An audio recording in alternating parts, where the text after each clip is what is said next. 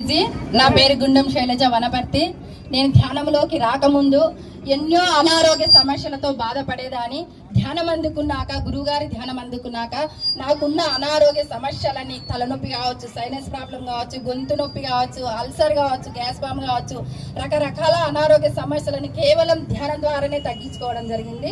కాబట్టి ప్రతి ఒక్కరూ మాంసాహారాన్ని మాని ధ్యానం చేసుకుంటూ ఆరోగ్యంగా ఆనందంగా జీవించాలని కోరుకుంటూ మన అందరి కొరకు, ప్రతి జీవి కొరకు, ప్రతి జీవి స్వేచ్ఛ కొరకు పాట పాడడం జరుగుతుంది.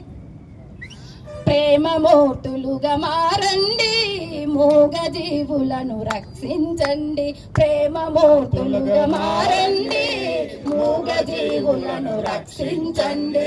మానవత్వమును తెలియండి, ప్రాణులొక్కటని గుర్తించండి. మానవత్వమును తెలియండి, ప్రాణులొక్కటని గుర్తించండి. సమ్మతితోనూ సాయశక్తుల జీవుల సంరక్షించండి, సకల జీవుల సంరక్షించండి. ప్రేమమూర్తులుగా మారండి, మూగ జీవులను రక్షించండి. ఆర్తిగావులు అమ్మ అంటూ అరిచికి పెట్టి చంపొద్దన్న, కొక్కర కోయని కోలు కోసి మా గొంతులు కోయొద్దంటున్నా.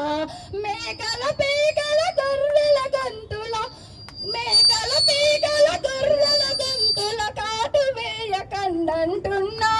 మాటలు రాని జీవుల మరవిని ప్రాణభిక్ష పెట్టండంటున్నా. దయరాదా మీలో హృదయం లేదా? జనులారా మీలో కరుణే లేదా? ప్రేమమూర్తులుగా మారండి, మూగ జీవులను రక్షించండి. ప్రేమమూర్తులుగా మారండి, మూగ జీవులను రక్షించండి. మానవత్వమును తెలియండి, ప్రాణులొక్కటని గుర్తించండి. జంతువులంటే మనుషులు తినుటకు కూరగాయలనుకున్నారా? ఎవరు నేర్పారో ఈ అలవాటును? పొరపాటది మరి విడువుమురా. రకరకాలుగా రూపములున్న ఆత్మ ఒక్కటని తెలియమురా. ఆత్మలలోనూ ఉండే ఆ సర్వాత్మ ఒక్కటని ఎరుగుమురా. నిత్యముగా నీవొక ఆత్మవురా, పవిత్రముగా జీవించుమురా. ప్రేమమూర్తులుగా మారండి, మూగ జీవులను రక్షించండి. మానవత్వం